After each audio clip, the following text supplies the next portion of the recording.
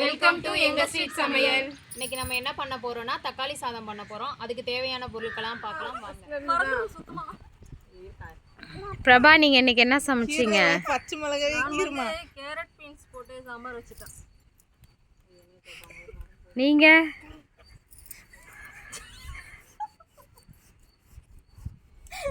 பேர சொல்லுங்க. நீங்கன்னா யாரு? பவானியா பிரியாவா? பிரியா.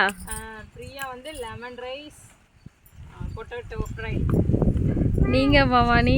நான் இன்னைக்கு ரசம் சாதமும் உருளைக்கிழங்கு பொரியல். Okay okay. நீங்க அகிலாக்கா? நாங்கள் சாம்பார் உருளைக்கிழங்கு வறுவல். Okay okay.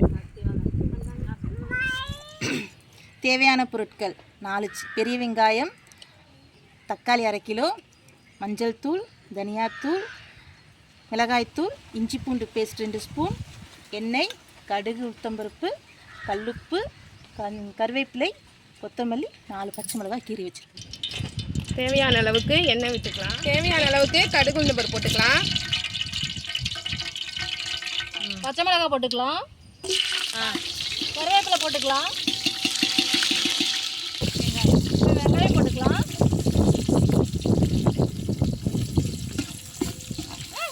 வெங்காயம் வதங்கிடுச்சு. இஞ்சி பூண்டு பேஸ்ட் போட்டுக்கலாம். இன்னும் ஒரு ஸ்பூன் போடுங்க. 2 ஸ்பூன் போட்டுக்கலாம். போதும்.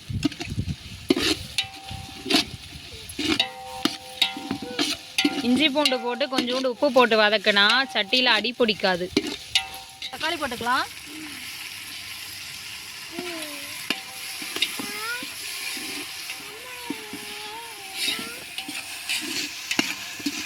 இப்போ இதில் நம்ம என்னென்ன சேர்த்துருக்கோம்? எல்லாம் சுருங்க வதங்கிருச்சு. இப்போ பொடியெல்லாம் சேர்த்துக்கலாம். 1 ஸ்பூன் மிளகாத்தூள், 2 ஸ்பூன் தனியாத்தூள், கொஞ்சமாக மஞ்சத்தூள் உள்ளே விட்டு போடுங்க.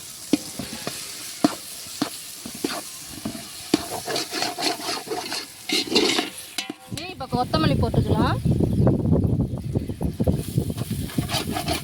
சாப்பாட்டு அரிசி எடுத்துருக்கோம். அதுக்கு 12 டம்ளர் தண்ணி ஊற்றுறோம்.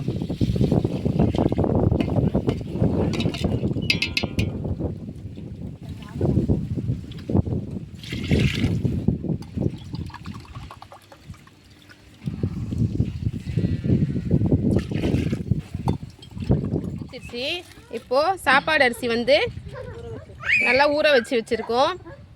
4 டம்ளர் எடுத்துருக்குறோம். இதுக்கு பார்த்தீங்கன்னா 4 டம்ளர் அரிசிக்கு 1 டம்ளருக்கு 3 டம்ளர் தண்ணி வச்சுருக்கோம். இப்போ பாசுமதினா 2, இது வந்து வீட்டு அரிசின்றதுனால 3 டம்ளர் தண்ணி வச்சுருக்கோம். இப்போ நாங்கள் வந்து ரெடி ஆகிட்டு இப்போ நம்ம ஓப்பன் பண்ணி பார்த்துக்கலாம். இப்போ வந்து தம்லேருந்து எடுத்தாச்சு. தக்காளி சாதம் பாருங்கள், நல்லா சூப்பராக ரெடி ஆகிட்டு நல்லா செம வாசனையாக இருக்குது. கண்டிப்பாக நீங்களும் இதை மாதிரி ட்ரை பண்ணி பாருங்கள். சூப்பராக ரெடி ஆகிட்டு தக்காளி சாதம். கண்டிப்பாக நீங்களும் இதே மெத்தடில் ட்ரை பண்ணி பாருங்கள்.